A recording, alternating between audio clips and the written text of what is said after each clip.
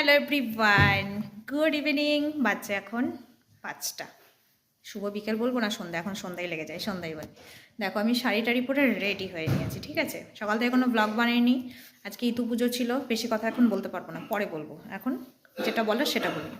এখন বেরোচ্ছি, আমার পার্সোনাল প্রোগ্রাম আছে, ঠিক আছে। গান আছে, রিকোয়েস্ট করেছে অনেকবার যাওয়ার জন্য, কোনো ইচ্ছাই নেই আমার যাওয়ার, বাট তাও যেতে হবে। বাবান তারপরে পিছনে লেগেছে কি আমিও যাব। এই যে এখন ব্যাগ প্যাটরা প্যাক করে চলো। তো টুপি কোথায়? এইদিকে আমিও রেডি হয়ে যে এই শাড়িটা অনেক বছর পর পরলাম আজকে। শাড়িটার লুকটা আমি এখন দেখাতে পারছি না, বাড়িতে এসে আমি ভালো করে শাড়িটা দেখাবো। চলো, এখন দেরি হয়ে গেছে, বেরোই, ওখানে গিয়ে আবার দেখাচ্ছি তোমাদের। আমরা হেঁটে হেঁটে যাচ্ছি। ওই যে আমরা অনেকক্ষণই পৌঁছে গেছি, গেছিলাম একটু দোকানে, দোকান থেকে কি আনলাম খাবার জিনিস, খাবার জিনিস কিনে আনছি। এই যে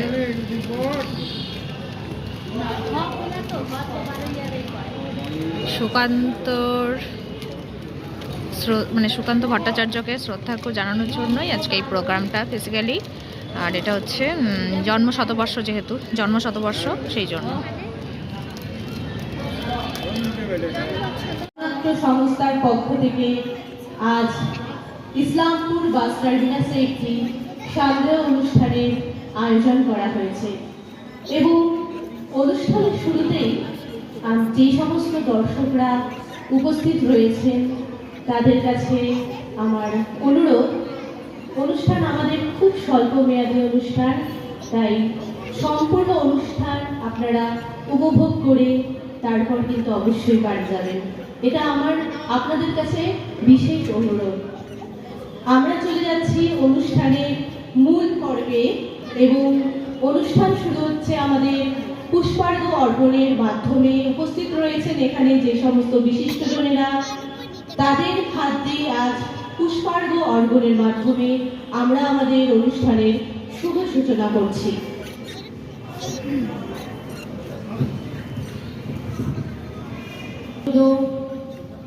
আমি আহ্বান করছি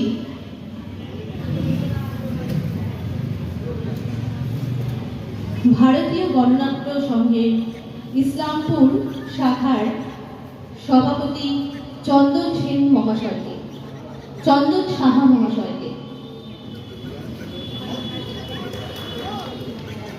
আহ্বান জানাচ্ছি পুষ্পার্ঘ অর্পণের জন্য।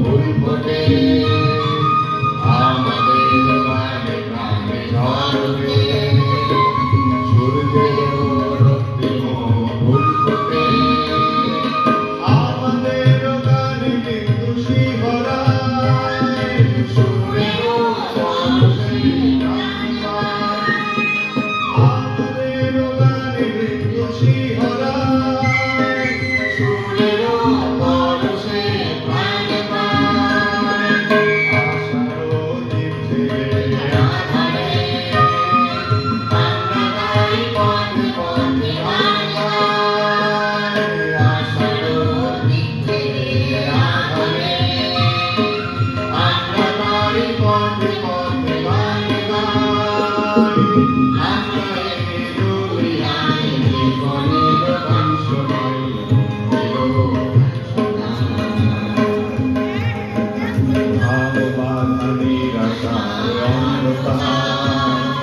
শোষণের বন্ধনের কারণা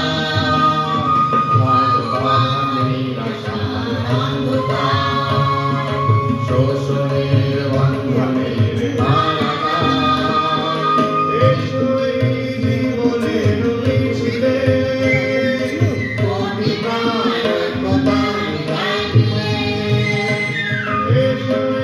জীবনের মিছিলে সুকান্ত ভট্টাচার্য। বদ্রীনাথে সর্দি হলো, কলকাতাতে গিয়ে আজ মনে আছে তোর এটা? ডাক্তার এসে বলল কেসে বড়ই কঠিন ব্যামো এসব কি সুচিকিৎসা আরে আরে রামো আমার হাতে পড়লে পড়ে এক্সরে করে দেখি রোগটা কেমন কঠিন কিনা আসল মানে কি থার্মোমিটার মুখে রেখে সাবধানেতে থাকুন আজ ব্যাগটা মাথায় দিয়ে একটা দিন তো রাখুন ইঞ্জেকশন নিতে হবে অক্সিজেনটা পরে তারপরেতে দেখবই রোগ থাকে কেমন করে পল্লী গ্রামে মন্ত্রী না অবাক হল ভারী সর্দি হলে এমনতর ধন্য ডাক্তারি নমস্কার অসংখ্য ধন্যবাদ শিল্পীকে। এরপর আমরা মঞ্চে আহ্বান জানাচ্ছি আবৃত্তি প্রতিযোগিতার বিভাগ কয়ের প্রথম স্থান অধিকারিণী জাহির নিগার ইসলাম, শিল্পী জাহির নিগার ইসলাম। ও দিদির নাম ওই জন্য বলছে।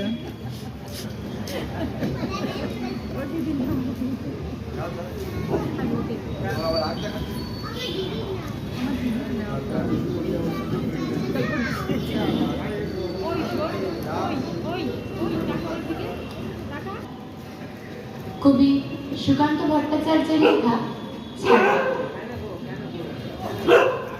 যে শিশু ভূমিষ্ঠ হলো আজ রাত্রে, তার মুখে খবর পেলুম সে পেয়েছে ছাড়পত্র এক।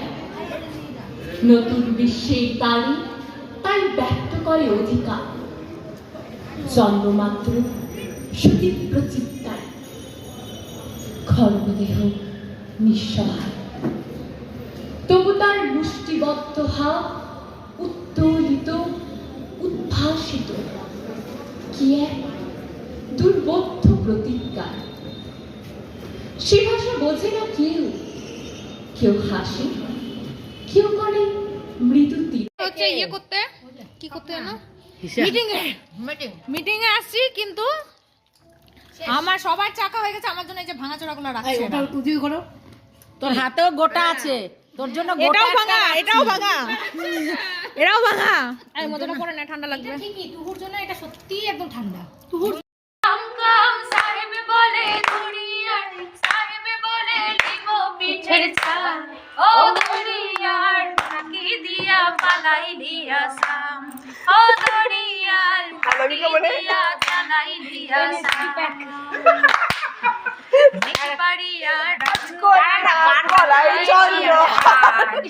ধীরে ধীরে বাড়ছে তোমার ফুলের পাহাড়, মেজবাড়িয়া যাচ্ছে তোমার রূপেরই বাহার।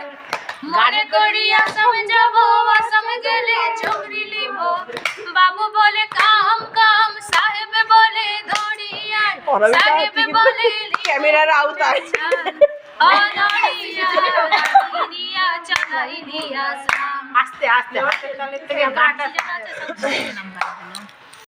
তো এই যে আমাদের রাত্রে ডিনার, এখানে আছে পরোটা, এখানে আছে আলু ভাজা, এখানে আছে একটা মিষ্টি।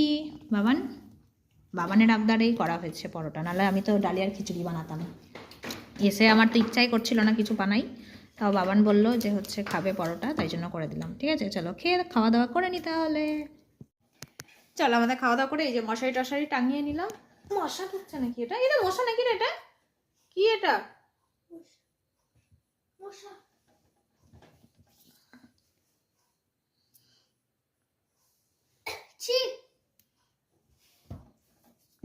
মশা ছিল।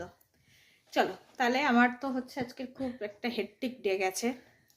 কি কি হয়েছে বলা হয়নি। আজকে ছিল ইতু পুজো, 5:30 না 5:45 উঠে গোটা ঘর বাড়ি ঝাড় দিয়ে জল ঢালা এ করা। দীপাদি আজকে কাজে আসেনি, তার মধ্যে দীপাদির বাড়িতে আবার গোপাল পুজো। এটা ডবল করেই নে, মোটাটা বার করা হয়নি, ডবল করেই নে।